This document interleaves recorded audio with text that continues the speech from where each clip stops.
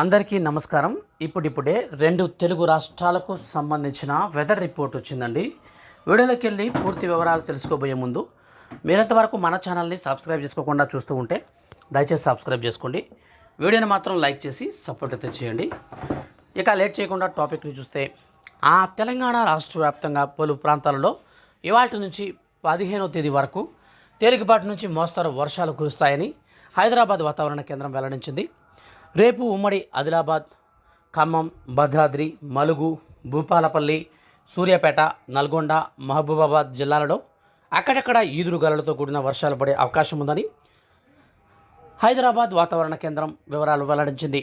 వచ్చే 3 రోజుల్లో గరిష్ట ఉష్ణోగ్రతలు 2 నుంచి 3 డిగ్రీల వరకు పెరగొచ్చని అంచనా వేసింది వాతావరణ శాఖ. ఇక ఆంధ్రప్రదేశ్కు సంబంధించి చూస్తే ఆంధ్రప్రదేశ్లో విచిత్ర వాతావరణ పరిస్థితి కొనసాగుతుంది. ఒకవైపు ఎండలైతే మరోవైపు వర్షాల మిశ్రమ వాతావరణం కనిపిస్తుంది. తాజాగా ఆంధ్రప్రదేశ్ రాష్ట్రానికి వర్ష సూచన చేసింది వాతావరణ శాఖ. బంగాళాఖాతంలో కొనసాగుతున్న అల్పపీడనం రాబోయే 24 గంటల్లో ఉత్తర వాయువ్య దిశగా కదలనుంది. తర్వాత బలహీనపడుతుంది.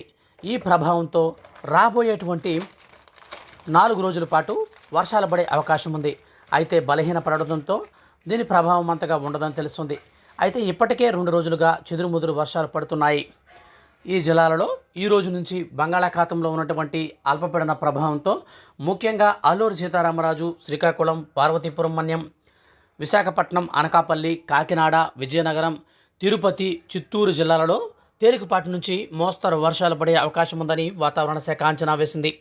ఉరుములతో కూడిన వర్షాలు కూడా పడవచ్చని, పిడుగులు పడే అవకాశం ఉన్నందున వ్యవసాయ పనుల్లో రైతులు జాగ్రత్తలు తీసుకోవాలని విపత్తుల నిర్వహణ సంస్థ ఎండి కోర్మనాథ్ తెలిపారు. కాగా రాష్ట్ర వ్యాప్తంగా నిన్న చాలా చోట్ల వర్షాలు పడ్డాయి. ప్రధానంగా విశాఖపట్నం, కాకినాడ, ప్రకాశం, కడప, కర్నూలు, నంద్యాల జిల్లాలలో కొన్ని చోట్ల ఉరుములతో కూడిన వర్షం పడింది. విజయనగరం, పార్వతీపురం మన్యం, డాక్టర్ బిఆర్ అంబేద్కర్ కోనసీమ జిల్లాలలో తేలికపాటి వర్షాలు పడ్డాయి. ఇక రానున్నటువంటి మరో 3 రోజుల పాటు ఇదే వాతావరణం కనబడుతుందని వాతావరణ శాఖ వెల్లడించింది.